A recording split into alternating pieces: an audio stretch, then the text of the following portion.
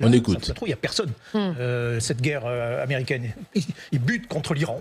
Au bout de 40 jours, on s'aperçoit qu'ils n'ont atteint aucun de leurs objectifs militaires. Ils n'ont pas fait plier l'Iran. Et en plus, on s'aperçoit qu'ils commencent à avoir des problèmes dans certaines munitions critiques. Et donc, on s'aperçoit qu'en réalité, cette puissance américaine, elle s'est plutôt affaiblie.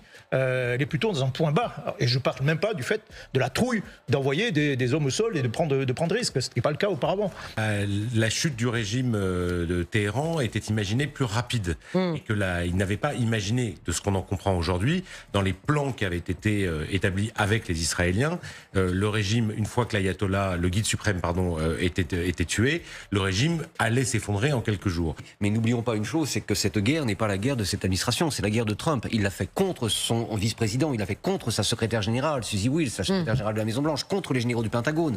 Et donc, c'est par obstination qu'il s'est jeté à corps perdu dans cette guerre, sans écouter les conseils, pensant effectivement qu'elle ne durerait que quelques jours. Et ce que vous disiez est très juste. Trump est aujourd'hui totalement acculé.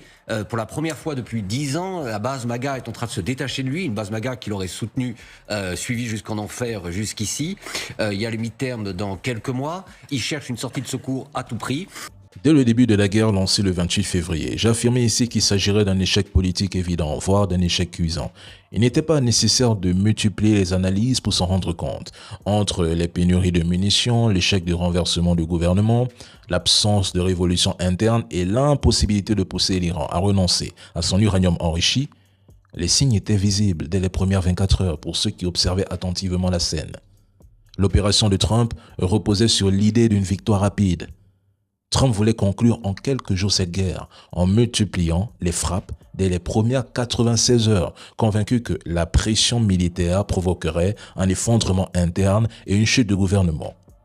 Trump misait sur un scénario, une opération éclair comme au Venezuela où l'élimination des dirigeants iraniens, y compris du guide suprême, suffirait à briser la résilience de la cohésion sociale. Mais ce scénario n'a pas fonctionné. Le gouvernement n'a pas chuté. La dynamique interne ne s'est pas retournée et la stratégie initiale s'est enlisée.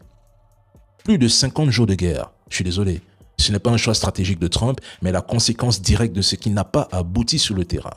Il n'avait aucun objectif, aucune vision, rien. Il s'est lancé dans quelque chose qu'on lui a imposé. On observe également des tensions internes et des départs au sein de son administration, tandis que plusieurs voix des MAGA évoquent plutôt la nécessité de trouver une sortie politique ou un compromis. Tout ce qui reste, ce sont des déclarations spectaculaires du type « On va bombarder l'Iran sans accord, on a détruit leur marine. » Ils n'ont plus de dirigeants, mais c'est lui qui négocie et refuse de traverser le détroit. Mais bon, les déclarations de Trump restent surtout des discours destinés à l'opinion et à ceux qui consomment cette propagande sans recul critique. Après tout, le menteur vit aux dépens de celui qui l'écoute.